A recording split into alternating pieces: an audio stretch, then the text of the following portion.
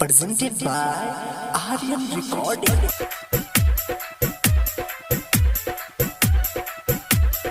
मालावा के घर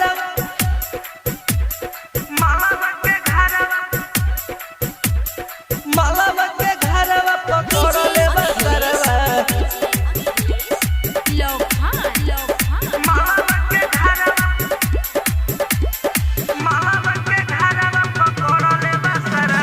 नील के गईनी अपना लभर से मुंह पकड़ के पोतले बा पकड़ के नील के गईनी अपना लभर से मुंह पकड़ के पोतले बा मालावा के घरवा पकड़ले बसरवा हाथ पकड़ के गोतले बा मालावा के घरवा पकड़ले बसरवा हाथ पकड़ के गोतले बा हाथ छोड़ा के जब हम भगनी कहता सहबे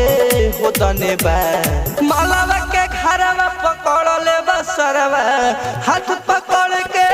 गोतले बा मालावा के घरवा पकड़ले बसरवा हाथ पकड़ के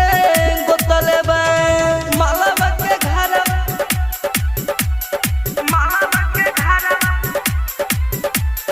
मालावा के घरवा पकड़ले बसरवा Presented by Aryan Recording.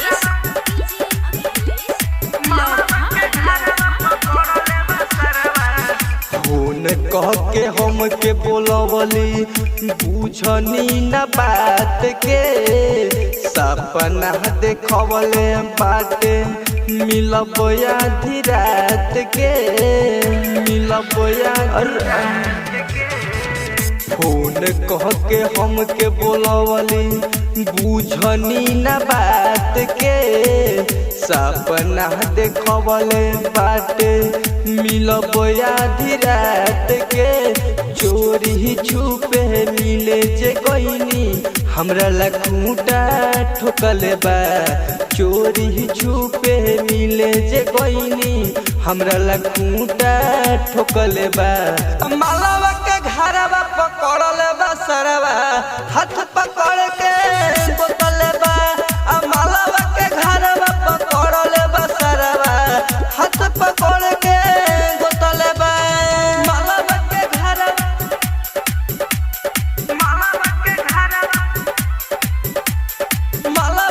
घरवा पकड़ले बसरवा Presented by Aryan Recording.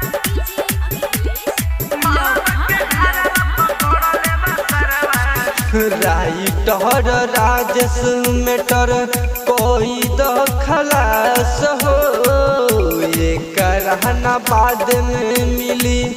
Bansal विकास हो बंसल विकास राइटर राजेश मेटर कोई दो खलास हो ये करहना बाद में मिली बंसल विकास हो सुधीर सवरिया कोइले बा गलती कान पकड़ के छोड़ले बा राजन रसिकवा कोइले बा गलती कान पकड़ के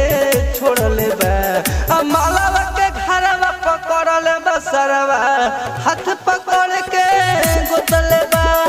मालावा के घरवा पकड़ले बसरवा हाथ पकड़ के Recording by Aryan Digital Recording Studio, Amwa Damar Bazaar.